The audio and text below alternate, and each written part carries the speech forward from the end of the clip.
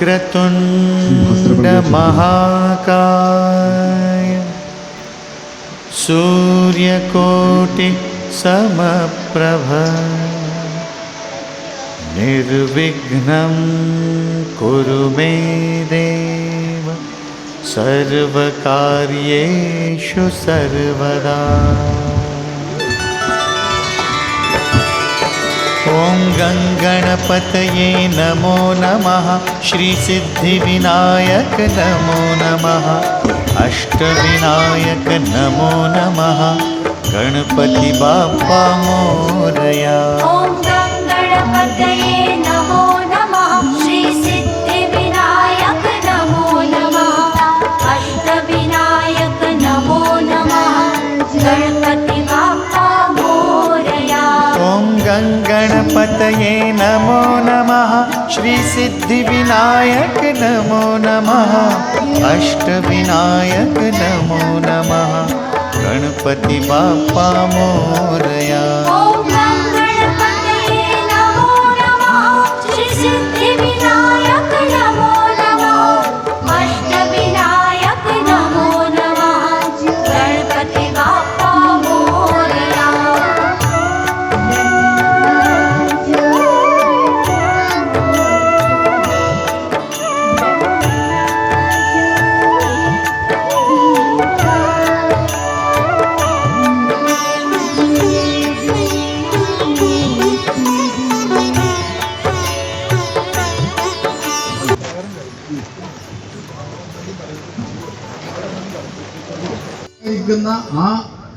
അതാണ് ശരിക്കും മൂഷികന്മാരിൽ നിന്ന് ഉപദ്രവം ഉണ്ടാകുന്ന എലിപ്പനി മുതലായ കാര്യങ്ങളുണ്ടായി. ശലഭങ്ങൾ മണ്ടരി മുതലായിരിക്കുന്ന രോഗങ്ങൾ ഇതൊക്കെ കലികാലത്തിൻ്റെ ഉത്തരാർത്ഥത്തിൽ ഉണ്ടാകും എന്ന് 5000 വർഷങ്ങൾക്ക് മുമ്പ് നമ്മുടെ ഋഷീശ്വരന്മാർ എഴുതി വെച്ചിട്ടുണ്ട്. ദേഹിയുടെ തത്വം ലളിതമല്ലെങ്കിലും നമ്മൾ മനസ്സിലാക്കേണ്ടത് ഭൂമിയിൽ ദേഹത്തിൻ്റെ തത്വം വളരെ ലളിതമാണ്. മണ്ണിൽ നിന്നും വന്ന് മണ്ണിലേക്ക് പോകും. നമ്മളും മണ്ണ് തന്നെയാണ്. പ്രകൃതിയുടെ ഒരു അംശം മാത്രമാണ് നമ്മൾ. എല്ലാ അംശങ്ങളും പ്രകൃതിക്ക് വിധേയമാണ് എന്നത് പ്രപഞ്ച നിയമമാണ്. ഇപ്രകാരമുള്ളതായ പ്രകൃതിയുടെ സ്വാഭാവിക ചലനം അഥവാ നമുക്ക് അതിഭയാനകമായി അനുഭവപ്പെടുന്ന ചലനവും അരിഷ്ടത തന്നെയാണ്. ഇത് ജാതകത്തിൽ തിരഞ്ഞാൽ ഒരു പക്ഷേ കാണുകയുണ്ടാവില്ല. അപ്പോൾ ഒരാളുടെ ഇരട്ട കുട്ടികളായിരിക്കുന്ന ആൾക്കാർ ഒരു സ്ത്രീ ഏകാണ്. അപ്പോൾ ഇദ്ദേഹം പറഞ്ഞു, ആ സ്ത്രീയെ അടുത്ത് വിളിച്ചിട്ട് പറഞ്ഞു, നിങ്ങൾ ഈ മരുന്ന് ഉടനെ കഴിക്കണം, നിങ്ങൾക്ക് അസുഖമുണ്ട്. അപ്പോൾ വീട്ടുകാരൻ ചോദിച്ച്, മുറ്റം തൂത്തുകൊണ്ട് നിൽക്കുന്നതായിരിക്കുന്ന ജോലിക്കാരി സ്ത്രീക്ക് എന്താ അസുഖം? ഒരസുഖമില്ല. അപ്പോൾ അദ്ദേഹം പറഞ്ഞു, അതല്ല, ഈ അമ്മ 3 ദിവസത്തേക്ക് മരിച്ചു, അതുകൊണ്ടാണ് ഞാൻ അവർക്ക് ഔഷധം കൊടുത്തത്. ചൊവ്വാദോഷം എന്ന് പറഞ്ഞു കഴിഞ്ഞാൽ അതിൻ്റെ വസ്തുത ആ ചൊവ്വ ദോഷകാരിയാണോ അല്ലേ എന്തോരം കാര്യങ്ങൾ ആ സൂക്ഷ്മമായിട്ട് അനലൈസ് ചെയ്തിട്ട് വേണം ഈ ദോഷം ആ ജാതകത്തിൽ ഉണ്ടെന്ന് പ്രതിപാദിക്കാൻ. ഇതങ്ങനെയല്ല, 7 ചൊവ്വ നിൽക്കുന്നു ചൊവ്വാദോഷം. ചില ആൾക്കാർ ചില ജ്യോത്സ്യന്മാരും ശാന്തിമാരും പറയും 8 ചൊവ്വ പുരുഷജാതത്തിൽ ദോഷമെന്ന് പറയും. ഇപ്പം ഇങ്ങനെ ഈ വിഷയത്തെ ശാസ്ത്രത്തെ കൈകാര്യം ചെയ്യുന്ന ആൾക്കാർ വളരെ ദുരുപയോഗം ചെയ്ത് ജനങ്ങളിലുള്ളതായിരിക്കുന്ന വിശ്വാസ്യതയ്ക്ക് ഭംഗം വരുത്തുകയും അതോടൊപ്പം തന്നെ സാധാരണ ജനങ്ങളായിരിക്കുന്ന അച്ഛനും അമ്മയും വിഷമവൃത്തത്തിലാകുകയും കുട്ടികൾക്ക് പോലും എനിക്ക് ചൊവ്വാദോഷമല്ലേ, നല്ലൊരു വിവാഹം കിട്ടില്ല എന്നുള്ള ഭയം ജനിപ്പിക്കുകയും ചെയ്യുന്നതായിരിക്കുന്ന ഒരു അവസ്ഥ ഇന്ന് വർത്തമാനകാലത്തിൽ നടക്കുന്നുണ്ട്. അത് നമ്മൾ വളരെ ഗൗരവപൂർവ്വം കണ്ടിട്ട് ഇതിന് ഒരു സ്ഥായിയായിരിക്കുന്ന ഒരു പരിഹാരം കണ്ടെത്തേണ്ടതായിട്ടുണ്ട് എന്നാണ് എൻ്റെ ഒരു എളിയ അഭിപ്രായം. ഒന്ന്. രണ്ടാമതായിട്ട് പറയുന്നത്, ഈ ജ്യോതിഷത്തെ സംബന്ധിച്ചിടത്തോളം ഒരു യഥാർത്ഥമായിരിക്കുന്ന ഒരു ഗവേഷണമോ അല്ലെ അതിന് യഥാർത്ഥമായിരിക്കുന്ന വിദ്യാഭ്യാസ സമ്പ്രദായ യൂണിവേഴ്സിറ്റി തലത്തിലോ ഒന്നും തന്നെ വേണ്ടവണ്ണം നല്ല രീതിയിൽ നടക്കുന്നില്ല. എനിക്കറിയാവുന്ന ഒരു കാര്യമുണ്ട്. ഒരു ജ്യോതിഷത്തിൽ ഒരാൾ PhD എടുക്കുന്നത് എന്താണ്? തമിഴ്ക്കാരൻ ചിന്താമണി എഴുതി കൊടുത്തിട്ടാണ് അദ്ദേഹം PhD എടുക്കുന്നത്. മറ്റൊരാൾ ദശാധ്യായി ഹോരയുടെ 10 അധ്യായം കൊടുത്തിട്ടാണ് PhD എടുക്കുന്നത്. പക്ഷെ ഇതിലൊന്നും ഇപ്പൊ എന്തുകൊണ്ടാണ് നമ്മൾ മൂവന്മത്ത ജലാന്ത നീചഭിര പ്രശശാങ്കതയെ ലഗ്നത്തിൽ ചന്ദ്രൻ വന്നാൽ ഈ കുട്ടി ഇങ്ങനെ ആയി പോകുന്നത് എന്തുകൊണ്ടാണ് എന്നുള്ളതായിരിക്കുന്ന ഒരു ഗവേഷണമോ അതിൻ്റെ കാരണങ്ങൾ കണ്ടെത്തലോ ഒന്നും തന്നെ വേണ്ടവണ്ണം നടക്കും. നമ്മളിപ്പോൾ ആചാര്യന്മാർ പറഞ്ഞിരിക്കുന്നു അതുപോലെ തന്നെ പറഞ്ഞ് പഠിച്ച് ജനങ്ങളെ പിന്നെ ആശ്രയിച്ച്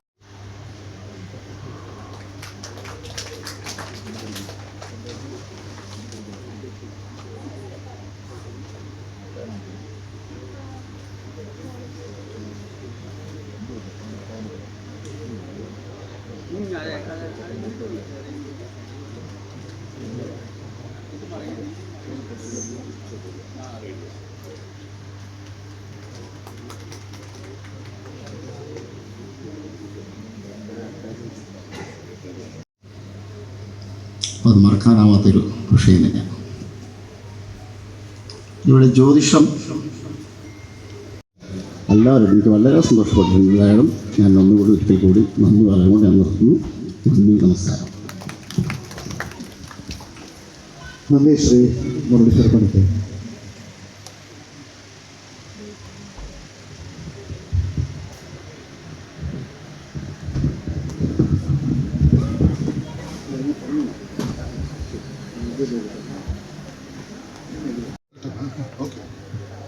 ശ്രീ അടുത്തതായി സ്വാഗതം ചെയ്യുന്നത് ഗുണായ ഗുണാത്മനെ സമസ്ത ജഗതാധാരമൂർത്തയേ ബ്രഹ്മണേ നമഃ. ശതായുധായ ശതവീര്യായ ശതോതയേ ഭീമാതിഷാഹേ.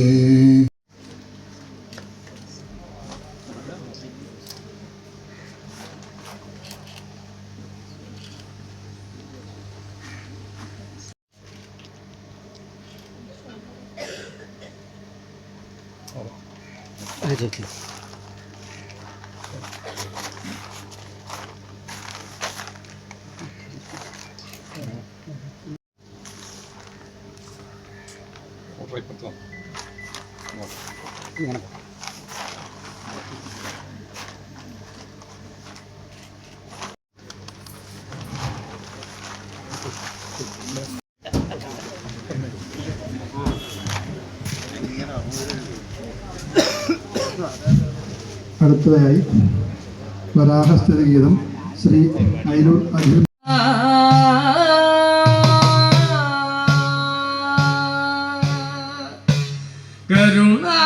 കരുണാവരനിധേ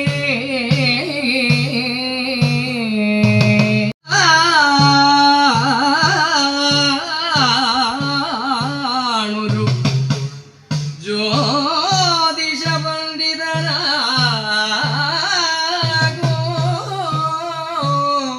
ഹോരാശാസ്ത്രം മുതൽ അനവധിയാം ഗ്രന്ഥം രചിച്ച മിഹിരൻ കഴിവുകളും അവരവരുടെ അറിവുകളും പകർന്നു കൊടുക്കുന്നുള്ള ഒരു തത്വമായിരുന്നു അദ്ദേഹത്തിൻ്റെത്. അത് എല്ലാ കാലത്തും നിലനിൽക്കട്ടെ. അതിന് ഈ ദീപം എല്ലാവരെയും അനുഗ്രഹിക്കട്ടെ എന്ന് പ്രാർത്ഥിച്ചുകൊണ്ട് നിർത്തുന്നു. എല്ലാവർക്കും നമസ്കാരം.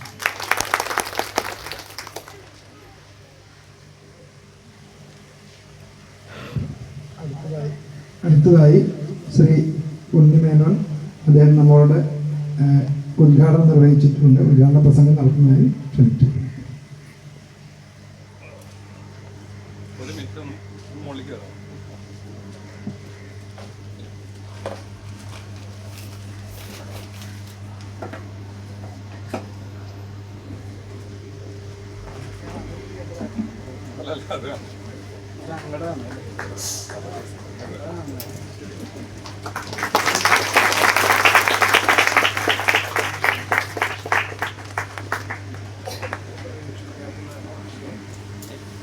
പ്പെട്ടതാണ്. അനവധി വർഷങ്ങളായി അനവധി ജന്മങ്ങളായി നിങ്ങൾ ഒരുമിച്ച് തന്നെയാണുള്ളത്. ഇനിയും അനവധി ജന്മങ്ങൾ നിങ്ങൾ കൂടെ തന്നെ ഉണ്ടാവും എന്ന് പറഞ്ഞു. അപ്പോൾ എനിക്ക് വളരെയധികം സന്തോഷം തോന്നി. പക്ഷെ എൻ്റെ ഭാര്യയുടെ മുഖത്തൊരു ദയനീയ ഭാവം. അപ്പോൾ ജ്യോതിഷൻ ചോദിച്ചു, എന്താണ് മാഡം ഒരു സന്തോഷമില്ലാത്തത്? അല്ല, ഇതിന് യാതൊരു പ്രതിവിധി ഇല്ലെന്ന് ചോദിച്ചു. ഇനിയും കുറേ ജന്മങ്ങൾ എന്ന് ചോദിച്ചു. അപ്പോൾ അതൊരു ലൈറ്റർ വെയിനിൽ പറഞ്ഞതാണ്. പക്ഷേ ഇതൊക്കെ ശരിക്കും പറഞ്ഞാൽ നമുക്ക് വിശ്വസിക്കാൻ പ്രയാസമുള്ള പല കാര്യങ്ങളും ജ്യോതിഷത്തിലുണ്ട്. അത് പറഞ്ഞ് മനസ്സിലാക്കാൻ വേണ്ടിയാണ് പറഞ്ഞത്. പല കാര്യങ്ങളും നമ്മുടെ കൺട്രോളിലല്ല.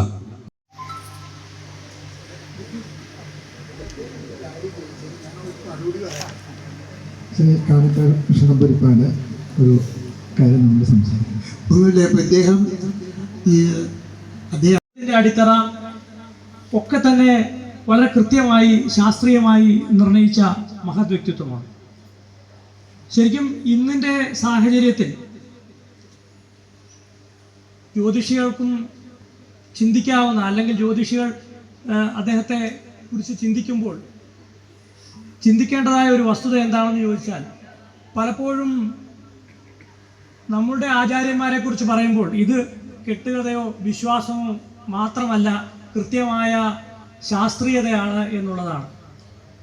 6-ാം നൂറ്റാണ്ടിൽ ജീവിച്ചിരുന്ന വരാഹ മിഹിരാചാര്യർ ഗോളങ്ങൾ തമ്മിലുള്ള ആകർഷണത്തെക്കുറിച്ചും ഗ്രാവിറ്റിയെക്കുറിച്ചും ഇത് ഗോളമാണെന്നുള്ളതിനെക്കുറിച്ചും ഒക്കെ തന്നെ വളരെ വ്യക്തമായി അദ്ദേഹത്തിൻ്റെ കൃതികളിൽ അദ്ദേഹം രേഖപ്പെടുത്തിയിട്ടുണ്ട്. ലോകം മുഴുവൻ നടന്ന പഠനങ്ങളെ അദ്ദേഹത്തിൻ്റെ പഞ്ചസിദ്ധാന്തിക അടക്കമുള്ള ഗ്രന്ഥങ്ങളിൽ ലോകം മുഴുവൻ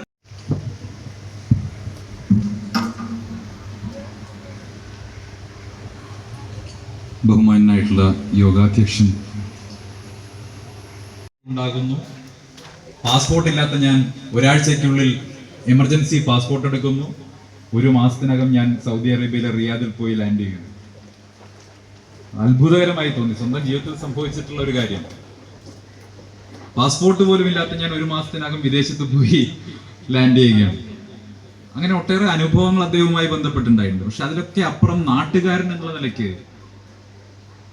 എന്നെ സംബന്ധിച്ചോളം ഏറ്റവും പ്രധാനപ്പെട്ട കാര്യം, എവിടെ യാത്ര ചെയ്യുമ്പോഴും, ഇന്ത്യയിൽ എവിടെ യാത്ര ചെയ്താലും ചെത്തല്ലൂർ എന്ന് പറയുന്ന സമയത്ത് എല്ലാവരും ചോദിക്കുന്നത് ചെത്തല്ലൂർ പുളിയത്ത് കൃഷ്ണൻകുട്ടി ഉത്തൻ്റെ, അദ്ദേഹത്തിന്റെ ഒരു പ്രധാന ജ്യോതിഷനുണ്ടല്ലോ നിങ്ങളുടെ നാട്ടിൽ, കൃഷ്ണൻകുട്ടി ഉത്തൻ, അദ്ദേഹത്തിന്റെ നാട്ടിൽ. അതെ, എനിക്കറിയാം.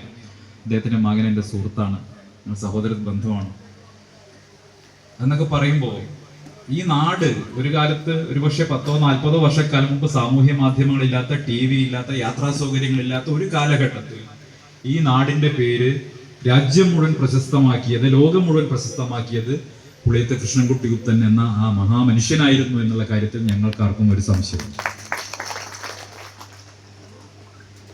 വിമാനയാത്രയൊക്കെ അത്ഭുതമായിരുന്ന കാലഘട്ടത്തിൽ ലോകം മുഴുവൻ യാത്ര ചെയ്തിട്ടുണ്ട്. ചെത്തല്ലൂരിലെ ഈ മനുഷ്യൻ ലോകം മുഴുവൻ ശിവക്ഷേത്രങ്ങളുടെ സ്ഥാപനത്തിന് വേണ്ടി മഹേഷ് യോഗിയുടെ അല്ലെ വിജോട്ട, ലോകം മുഴുവൻ യൂറോപ്പിലും അമേരിക്കയിലും ഒക്കെ യാത്ര ചെയ്ത് ശിവക്ഷേത്രങ്ങളുടെ നിർമ്മാണത്തിന് വേണ്ടി യാത്ര ചെയ്തിട്ടുണ്ട്. അത്ഭുതകരമായിട്ടുള്ള, പക്ഷെ ഇങ്ങനെ ലോകം മുഴുവൻ അറിയുന്ന ആളായിട്ട് പോലും ചെത്തല്ലൂരിൽ വന്നാൽ ഇവിടുത്തെ സാധാരണക്കാരോടൊക്കെ സംസാരിക്കുന്ന, ഞങ്ങളോടൊക്കെ വളരെ സാധാരണ രീതിയിൽ ഇടപഴകുന്ന, നന്മ നിറഞ്ഞ ഹൃദയമുള്ള ഒരാൾ കൂടിയായി. ഇന്ത്യൻ എക്സ്പ്രസിന്റെ സ്റ്റാർ ടെല്ലർ അവാർഡ് അദ്ദേഹത്തിന് ലഭിച്ചിട്ടുണ്ട്. സ്വർഗീയ അടൽ ബിഹാരി വാജ്പേയി, ഇന്ത്യയുടെ പ്രധാനമന്ത്രിയായിരുന്ന സ്വർഗീയ അടൽ ബിഹാരി വാജ്പേയി മുതൽ ഇപ്പോഴത്തെ പ്രധാനമന്ത്രി ശ്രീ നരേന്ദ്രമോദിജി, അദ്ദേഹം ഗുജറാത്ത് മുഖ്യമന്ത്രി ആയിരിക്കുന്ന കാലഘട്ടത്തിൽ അദ്ദേഹത്തിന്റെ ഓഫീസിലടക്കം പോയിട്ട് അവിടെ ഈ ജ്യോതിഷ സംബന്ധിയായിട്ടുള്ള കാര്യങ്ങൾ ചെയ്തിട്ടുണ്ട് എന്നുള്ളതാണ് എൻ്റെ അറിവ്. അല്ല വിജോട്ട, വാജ്പേയി, ജോർജ് ഫെർണാണ്ടസ് ഉൾപ്പെടെയുള്ള മഹാരഥന്മാരായിട്ടുള്ള ആളുകളുടെ. അപ്പോൾ ചെത്തല്ലൂർ എന്ന് പറയുന്ന ഞങ്ങളുടെ ഈ കൊച്ചു ഗ്രാമത്തിൽ നിന്ന് രാജ്യം മുഴുവൻ അറിയപ്പെടുന്ന ഒരാളായിട്ട് അദ്ദേഹത്തിന് വളരാൻ സാധിച്ചു എന്നുള്ളത് ഞങ്ങൾക്ക് പ്രേരണാദായകമായിട്ടുള്ള, ആവേശകരമായിട്ടുള്ള അനുഭവം സമ്മാനിക്കുന്ന കാര്യങ്ങളാണ്. അതുകൊണ്ട് തന്നെ അദ്ദേഹത്തിന്റെ ഓർമ്മ എന്ന് പറയുന്നത് ഓരോ ചെത്തല്ലൂരുകാരനും അങ്ങേറ്റം അഭിമാനത്തോടു കൂടി ഓർക്കുന്നതാണ്. അദ്ദേഹത്തിന്റെ ഈ അനുസ്മരണ പരിപാടിയിൽ പങ്കെടുക്കാൻ സാധിക്കുന്നത് തന്നെ വലിയ ഭാഗ്യമാണ്. വിജയോട്ടൻ വിളിച്ചു ചോദിച്ച സമയത്ത് എന്നോട് 100 വട്ടം ചോദിച്ചു, നീ ഉണ്ടാവില്ലേ, ഞാൻ പേര് വെക്കും, നീ ഉണ്ടാവില്ലേ? വിജയോട്ടൻ എന്തായാലും ഞാൻ ഉണ്ടാവും.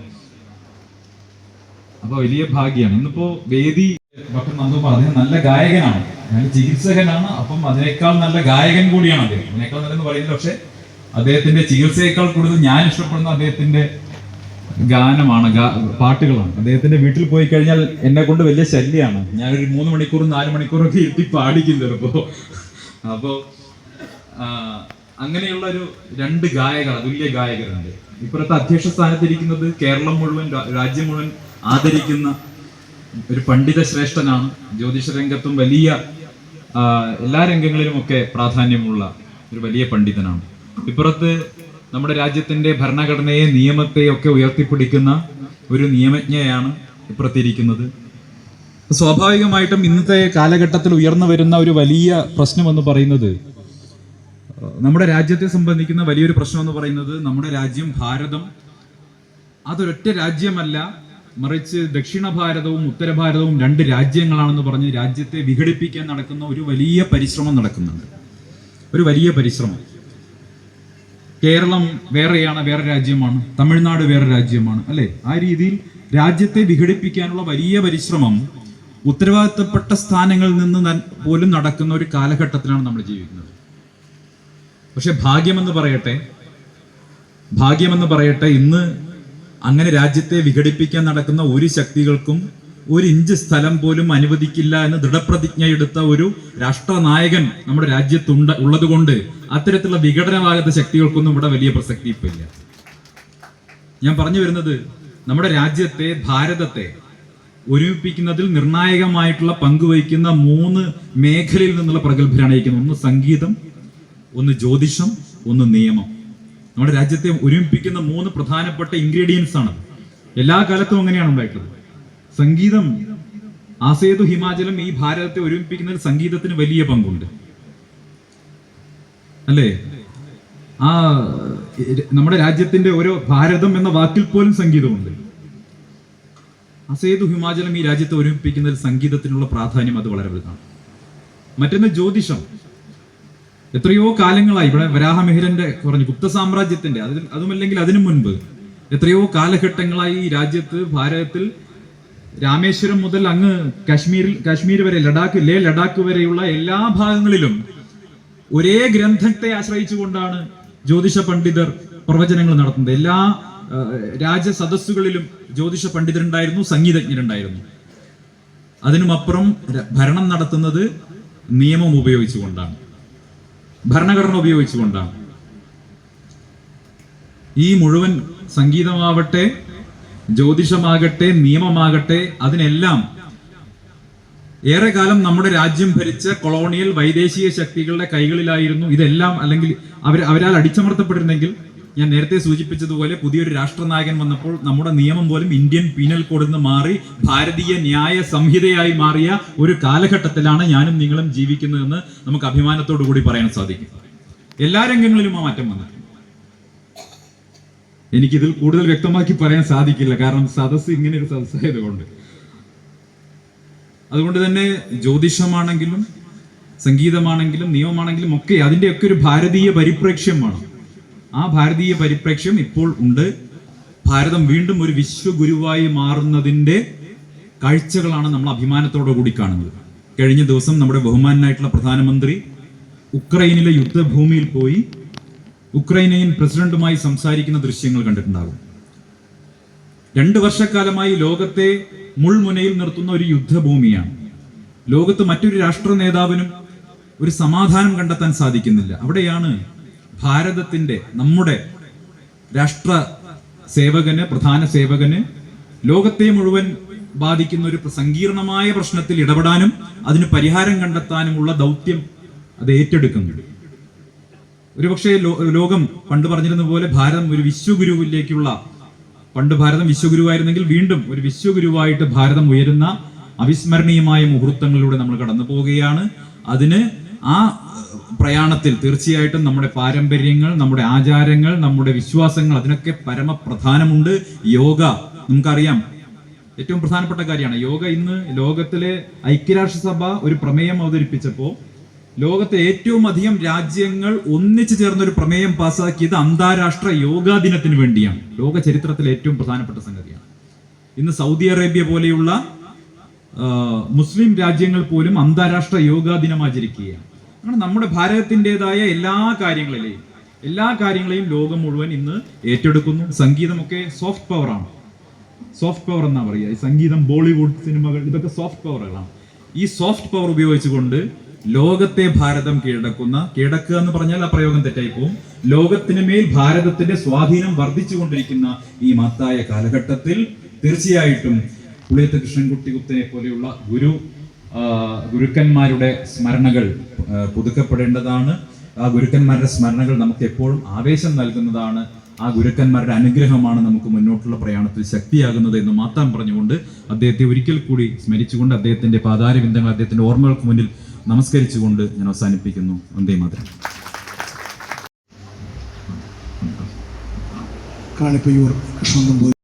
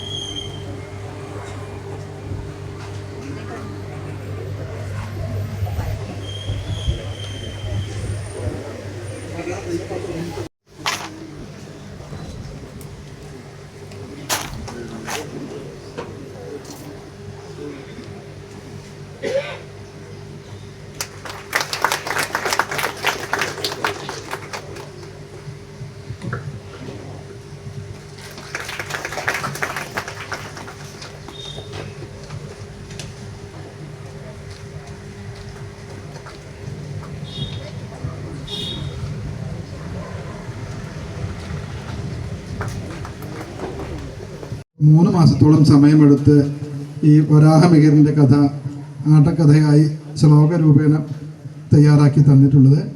അദ്ദേഹത്തിൻ്റെ ഏകദേശം 5ാമത്തേതാണ് എന്ന് വിചാരിക്കുന്നു. ഒരു ആട്ടക്കഥ രചനയാണ് അദ്ദേഹം നടത്തിയത്. 5ാമത്തേതാണ് വരാഹമിഹിരൻ. ഇതിനു മുമ്പായി അദ്ദേഹം മാർദ അമൃതാനന്ദമയി ദേവി അവരുടെ ജീവിതകഥ ആട്ടക്കഥയാക്കി കൊടുത്തിട്ടുണ്ട്. അത് കഥകളിയായി അവതരിപ്പിച്ചിട്ടുണ്ട് എന്നാണ് അറിയുന്നത്. കൂടാതെ യേശു ക്രിസ്തു അവരുടെ ജീവിതചരിത്രവും ശ്രീ വാമനൻ നമ്പൂതിരി മണ്ണാർക്കാടാണ് കഥകളിയാക്കി രൂപപ്പെടുത്തിയത്. ഏറ്റവും അവസാനം അദ്ദേഹം ചെയ്തിട്ടുള്ളത് ശ്രീകൃഷ്ണ അവതാരം, ഭാഗവതത്തിലെ ശ്രീകൃഷ്ണൻ്റെ അവതാരം നമ്മുടെ ഈ കേരളത്തിലെ കഥകളി ലോകത്തിന് അദ്ദേഹം സ്വന്തം പ്രയത്നം കൊണ്ട് ആട്ടക്കഥയാക്കി ശ്ലോക സാഹിത്യ എല്ലാ നിയമങ്ങളും പാലിച്ചുകൊണ്ട് അദ്ദേഹം വളരെ ശ്രമപ്പെട്ട് അത് രചിച്ചു. കൂടാതെ അദ്ദേഹം സ്വന്തം ചെലവിൽ ഒരു വാമനൻ നമ്പൂതിരി അവരുടെ സ്റ്റേജിലേക്ക് ക്ഷണിക്കുന്നു. കേശവൻ നമ്പൂതിരിയും അപ്പോൾ കേശവൻ നമ്പൂതിരി അണിയറന്ന് എത്തിയിട്ടുണ്ട്. അപ്പോൾ അദ്ദേഹത്തിന് ആദ്യം അദ്ദേഹത്തിന് കൊടുക്കാനെന്ന് ആഗ്രഹിക്കുന്നു.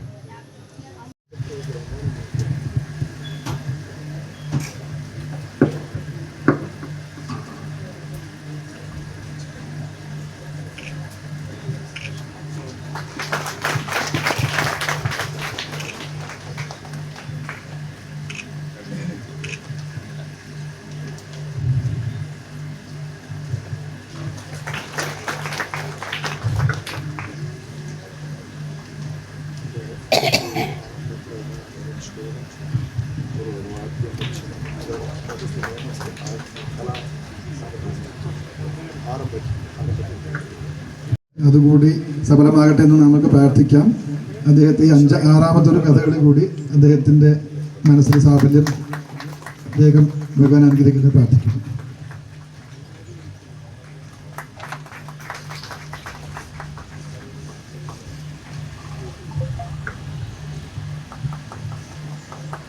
അടുത്തതായി നമ്മളിവിടെ ആദരിക്കാൻ പോകുന്ന ശ്രീ അയിലൂർ അഖിൽമാരാരാണ്.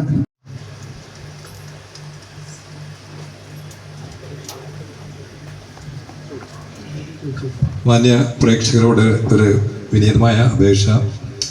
ഏതൊരു കലാകാരനും ഒരു അംഗീകാരം ലഭിക്കുമ്പോൾ, ഒരു ആദരിക്കപ്പെടുമ്പോൾ അവർക്ക് കൊടുക്കുന്ന ഉപഹാരമല്ല, നിങ്ങൾ കൊടുക്കുന്ന കരഘോഷമാണ് ഏറ്റവും വലുത്. അതിന് സങ്കോചപ്പെടേണ്ടതില്ല. വളരെ ശക്തമായി തന്നെ ഒരു കയ്യടി അത് എപ്പോഴും നിലനിർത്തുക. അതുതന്നെയാണ് ഞങ്ങളുടെ എല്ലാവരുടെയും ശക്തി. Thank you so much.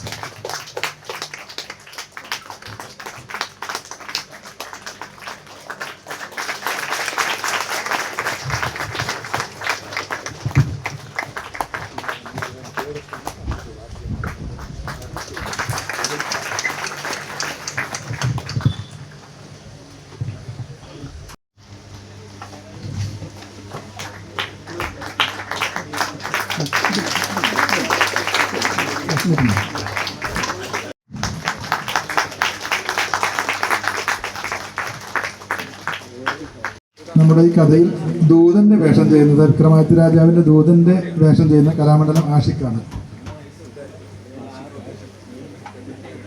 ഇതിന് പേര് എഴുതിയിട്ടുണ്ട്.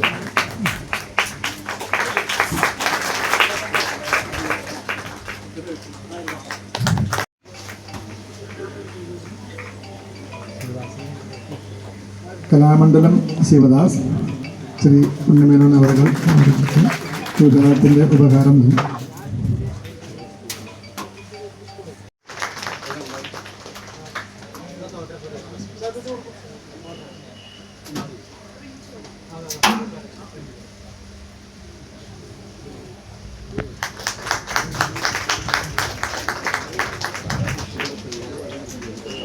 അടുത്തതായി നമ്മൾ കഥകളിൽ കുട്ടൻ നമ്പൂതിരി, അദ്ദേഹം വേദിയിലേക്ക് വരണമെന്ന്.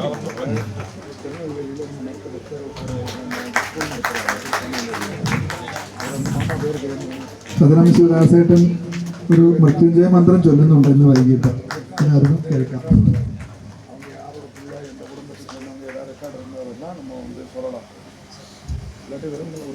കൂടാതെ ചെറിയൊരു അറിവ് അദ്ദേഹത്തിനെ പറ്റി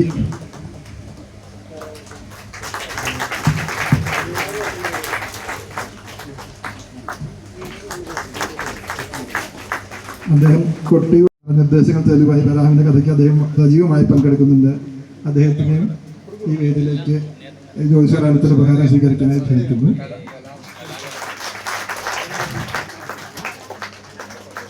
കലാമണ്ഡലം ജയപ്രസാദ്, അദ്ദേഹം ബദ്ദളം കൈകാര്യം ചെയ്യുന്ന ആളാണ്. ഏതു സന്തോഷ് പത്മനാഭൻ അഭിജിത്ത് ചമയം രംഗശ്രീ, ഇതിൻ്റെ ഈ പേരുള്ളവർ ഇവിടെ വന്ന് ഈ ഉപഹാരം സ്വീകരിക്കുന്നു.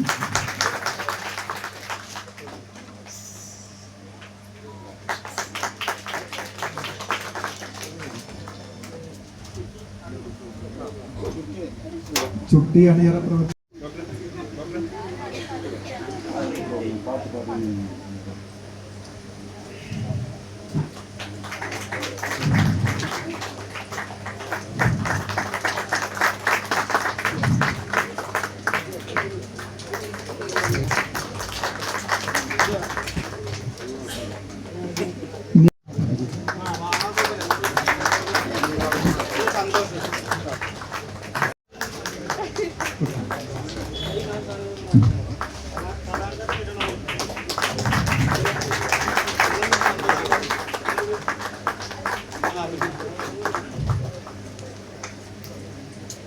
അവരുടെ ഈ കഥകളിയുടെ ഒരു സംശയത്തിൽ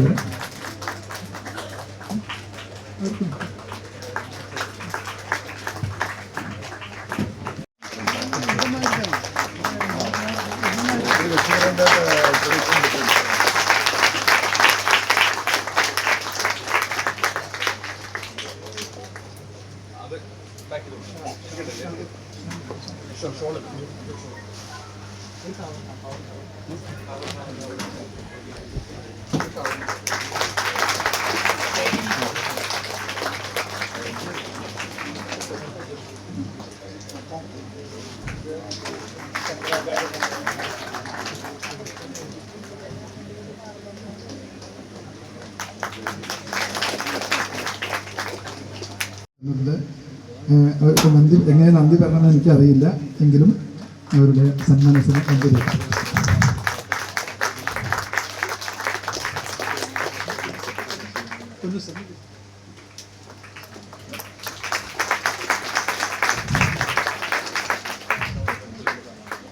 അടുത്തതായി ശ്രീ സംഗീത സംഘത്തിന് പ്രത്യേകം ജ്യോതിഷകാലത്തിന് നന്ദി പറയുന്നു, വ്യക്തിപരമായി നന്ദി പറയുന്നു. എന്നും ഓർമ്മ ഉണ്ടായിരിക്കട്ടെ. നമസ്കാരം.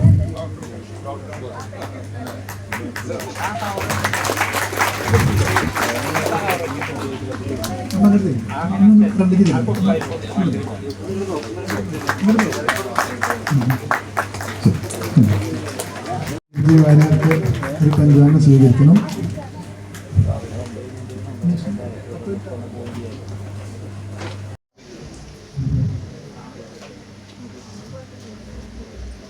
അദ്ദേഹം കാഞ്ചി യൂട്യൂബ് ലൈവ് മിക്ക സമയത്തും അദ്ദേഹത്തിൻ്റെ മുഖം കാണാം.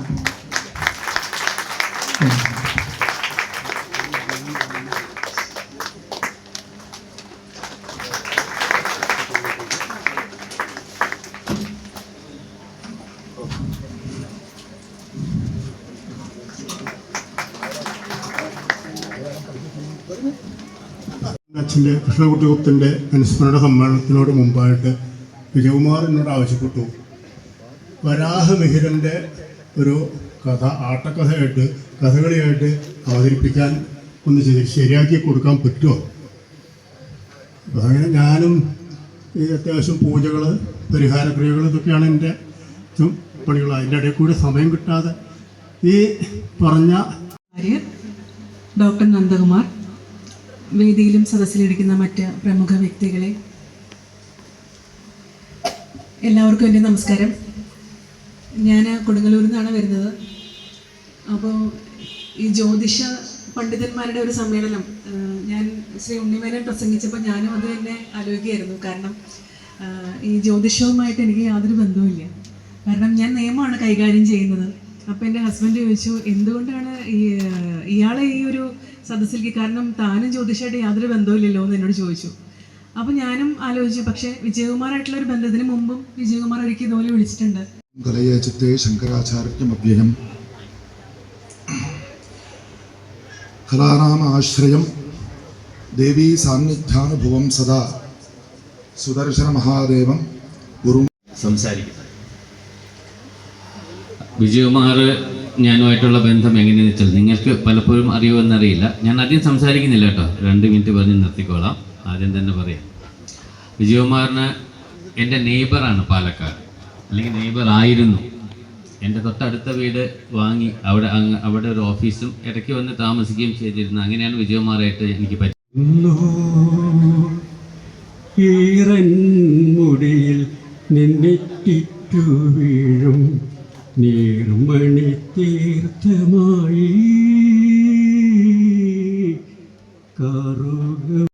ഇൻഫർമേഷൻസ് തന്നെയാണ്. വേദി ഒരുക്കി തന്ന ശ്രീ വിജയകുമാറിന് എൻ്റെ ഹൃദയം നിറഞ്ഞ നന്ദി രേഖപ്പെടുത്തുകയാണ്. ശ്രീ കൃഷ്ണൻകുട്ടി ഗുപ്തൻ അവരുടെ അനുസ്മരണം നമ്മളുടെ എല്ലാവരുടെയും ഒരു അപൂർവ സംഗമം ആയിട്ട് ഒരുക്കിയ ശ്രീ വിജയകുമാറിന് ഞങ്ങളുടെ എല്ലാവരുടെയും പേരിൽ ഹൃദയം നിറഞ്ഞ നന്ദി രേഖപ്പെടുത്തുകയാണ്. സാധാരണ ഞാൻ ഇങ്ങനത്തെ ഫംഗ്ഷന് പോയി കഴിഞ്ഞാൽ പാട്ട് പാടാതെ ഒഴിഞ്ഞു മാറും.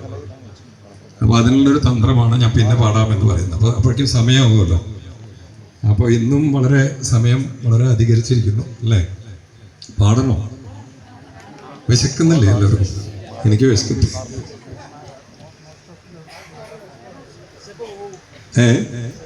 വിശപ്പ് പോവും അല്ലേ? നമ്മുടെ ജയേട്ടൻ്റെ കാര്യം ഇപ്പോൾ പുള്ളി പറഞ്ഞ പോലെ, ജയേട്ടൻ ഞങ്ങളുടെ വളരെ സീനിയറാണ്. ഞങ്ങൾക്ക് ഒരുപാട് നർമ്മം വിതച്ച് തരുന്ന ഒരു വ്യക്തിത്വം കൂടിയാണ് ജയേട്ടൻ. അപ്പോൾ ജയേട്ടനെ ഒരു ദിവസം എൻ്റെ പ്രോഗ്രാം ഫിക്സ് ചെയ്യാൻ വേണ്ടിയിട്ട് ഡൽഹിയിൽ നിന്ന് ഒരു ആൾക്കാരെ വിളിച്ചപ്പോൾ ഞാൻ പറഞ്ഞു, എനിക്ക് അന്നത്തെ ഡേറ്റ് ഒഴിവില്ല, അപ്പോൾ നമുക്ക് ജയേട്ടനോട് പറയാമോ? അയ്യോ, ജയേട്ടനെ വിളിച്ചു കഴിഞ്ഞാൽ ചീത്ത പറയും. അങ്ങനെ ഭയങ്കര മുൻകോപക്കാരനാണ്. അപ്പോൾ അദ്ദേഹത്തെ വിളിച്ചു കഴിഞ്ഞാൽ ഉടനെ ചീത്തയാണ് ആദ്യം പറയാം എന്ന് പറഞ്ഞു. ഇല്ല, ഞാൻ ഫിക്സ് ചെയ്ത് തരാമെന്ന് പറഞ്ഞു. അങ്ങനെ ഞാൻ ജയേട്ടനോട് വിളിച്ചു പറഞ്ഞു, ചേട്ടൻ ഈ ഡേറ്റിന് ഒഴിവാണെങ്കിൽ ഒരു പ്രോഗ്രാം ഒന്ന് ചെയ്തു കൊടുക്കണം. അതൊന്നും പറ്റില്ല പറഞ്ഞു. ആരാ എന്താണെന്ന് നോക്കില്ല, മുഖത്ത് നോക്കിയിട്ട് എന്തെങ്കിലും പറയില്ലേ. അങ്ങനെ ആ പ്രോഗ്രാം കഴിഞ്ഞിട്ട് ഒരു ദിവസം ഞാൻ വിളിച്ചു, ജയേട്ടാ പ്രോഗ്രാം എങ്ങനെ ഉണ്ടായിരുന്നു, ഗംഭീരായോ ചോദിച്ചു. പ്രോഗ്രാം അതിഗംഭീരായി, പാടേണ്ടി വന്നില്ല. അതായത് രാഷ്ട്രീയക്കാരുടെ പ്രോഗ്രാമായിരുന്നു. അപ്പോൾ അവരിങ്ങനെ സംസാരിച്ച് ഏകദേശം 9:30 മണിയായപ്പോൾ പുള്ളി എണീറ്റ് പോയി. അപ്പോൾ എന്നോട് പറയാണ്, പൈസയൊക്കെ ഞാൻ തലേ ദിവസം തന്നെ വാങ്ങി, അതുകൊണ്ട് പാടേണ്ടി വന്നില്ല, പ്രോഗ്രാം അതിഗംഭീരായിരുന്നു. അപ്പോൾ അതുമാതിരി ഇന്നും പാടാണ്ട് രക്ഷപ്പെടാം എന്ന് വിചാരിച്ചാണ്. പക്ഷേ ശ്രീ വിജയകുമാർ പറഞ്ഞു, നിങ്ങൾക്ക് ഇഷ്ടമുള്ള പാട്ട് പാടാം. ഏത് പാട്ടാണ്? ചെമ്പനീർ പൂ ആണോ?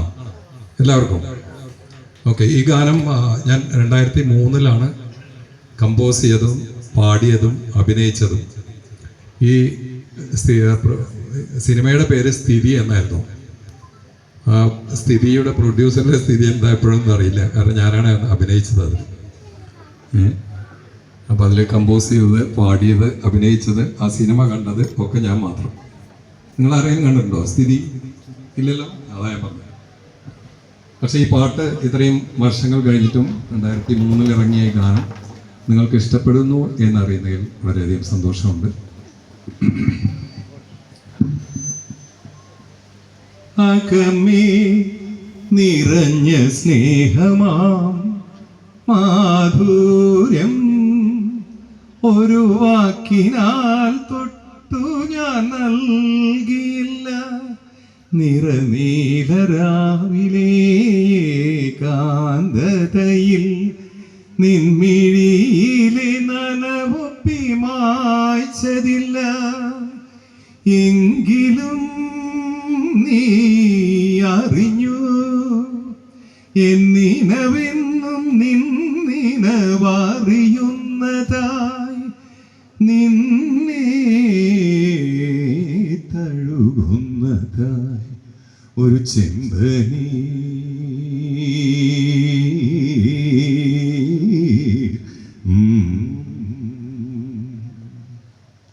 തനിയെ തെളിഞ്ഞ ഭാവമാം ശ്രീരാഗം ഒരു മാത്ര നീയൊത്തു ഞാൻ മൂളിയില്ല. പുലർമഞ്ഞു പെയ്യുന്ന യാമത്തിലും നിൻ മൃദുമേനിയൊന്നു തലോടിയില്ല. എങ്കിലും നീ അറിഞ്ഞു എൻ മനമെന്നും നിൻ മനമറിയുന്നതായി നിന്നെ പുണരുന്നതായി ഒരു ചെമ്പനീർ പൂവിറുത്തു ഞാനോമലേ ഒരു വേള നിന്നേർക്കു നീട്ടിയില്ല. എങ്കിലും എങ്ങനെ നീ അറിഞ്ഞു എൻ്റെ ചെമ്പനീർ പൂക്കുന്നതായി നിനക്കായി സുഗന്ധം പരത്തുന്നതായി നിനക്കായി. പറയൂ നീ പറയൂ പറയൂ നീ പറയൂ ഒരു ചെമ്പനീർ പൂവിറുത്തു ഞാനോമലേ ഒരു വേള നിന്നേർക്കു നീട്ടിയില്ല. ഞാൻ ഒരുപാട് പ്രോഗ്രാംസ് കഴിഞ്ഞിട്ട് വരികയാണ്. ഇന്ന് 3 മണിക്കാണ് എത്തിയത്, ഇന്നലെ 1:30 മണിക്കാണ് ഒരു സ്ഥലത്ത് എത്തിയത്. അപ്പോൾ വോയിസിനൊക്കെ നല്ല സ്ട്രെയിനും എല്ലാം ഉണ്ട്. പക്ഷെ ഇത്രയും സ്നേഹപൂർവ്വം നിർബന്ധിക്കുമ്പോൾ പാടാതെ പോകുന്നത് ശരിയല്ല എന്ന് തോന്നി. എന്തായാലും വളരെയധികം റോജ ഇപ്പോൾ ഗാനമേള നടത്തേണ്ടി വരും തോന്നുന്നു. കഥകളിക്കാരെല്ലാം റെഡിയായിട്ടിരിക്കുകയാണ്. നമ്മൾ ചെയ്യുന്നത് മര്യാദയെല്ലാം തോന്നുന്നു. എന്നാലും സ്നേഹപൂർവ്വം നിർബന്ധിക്കുന്നുണ്ട്. Shri Sandeep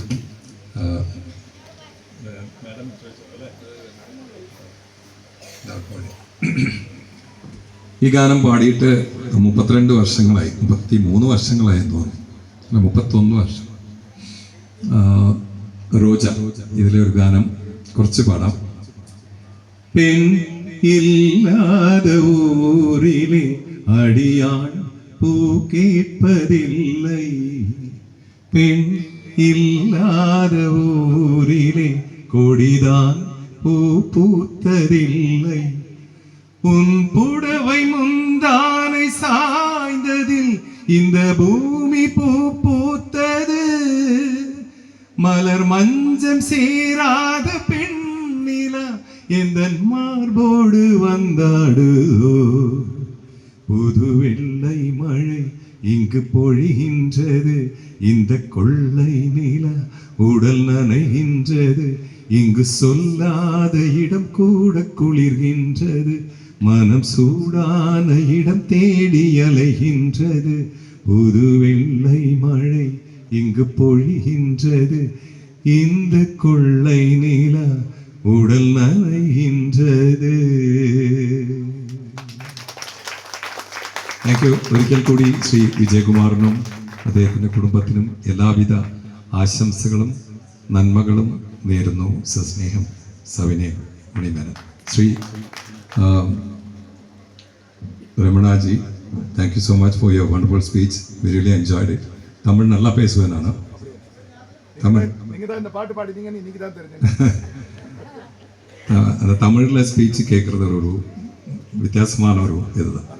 you spoke very well. Thank you so much. So all the best wishes எல்லாருக்கும். നന്ദി, നമസ്കാരം. ശ്രീ നന്ദകുമാർ അദ്ദേഹം ഒരു 2 പാട്ട് പാടണമെന്ന് ചെറിയൊരു അപേക്ഷ.